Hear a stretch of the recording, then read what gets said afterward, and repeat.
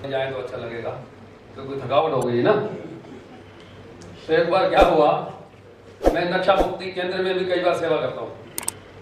करता क्या हूँ, ऊपर वाला करवाता है जो कुछ करवाता है। तो वहां एक शराबी आया, कहता भाई साहब मेरी शराब छुड़वा दोगे?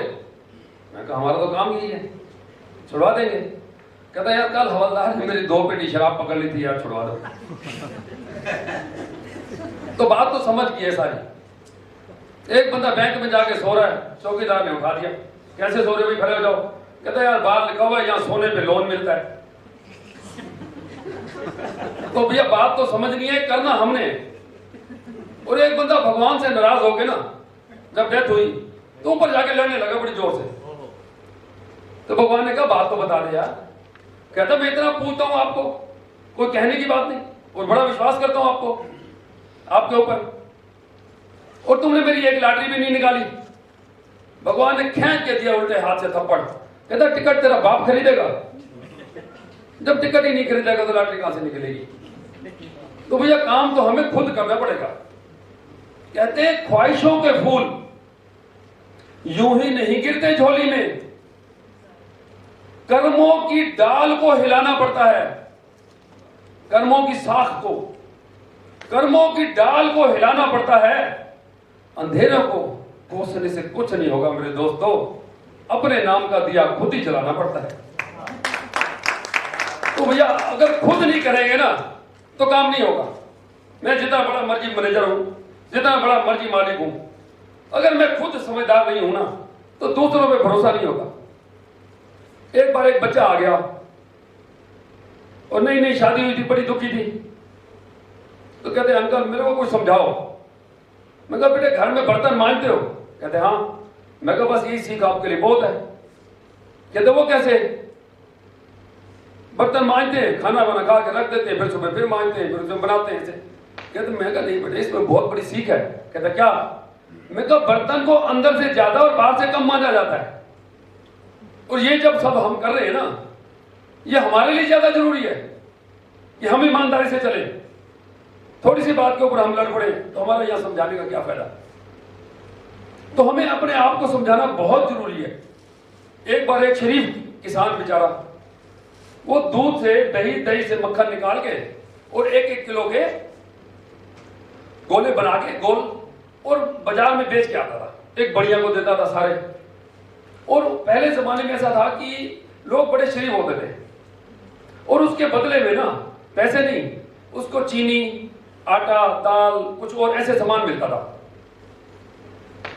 तो एक बार वो 100 किलो मक्खन ले गया, तो दुकानदार ने फ्रिज में लगाने से पहले उसने कहा पहले तोल तो लूं, कहीं बेईमानी तो नहीं कर रहा। तो उसने तोला, वो तो 900 ग्राम का था।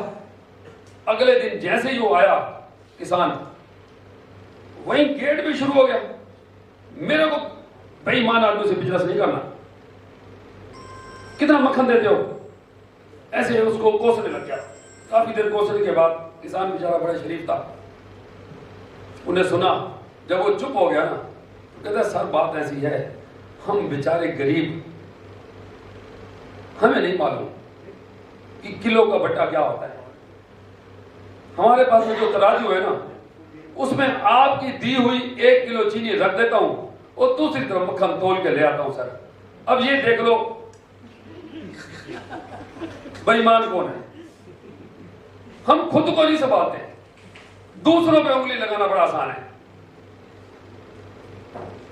कहते जब ना थी अपने गुनाहों पे नजर तो देखते थे दुनिया के ऐब हुनर, और जब अपने गुनाहों पे पड़ी निगाह तो दुनिया में कोई भी बुरा ना रहा।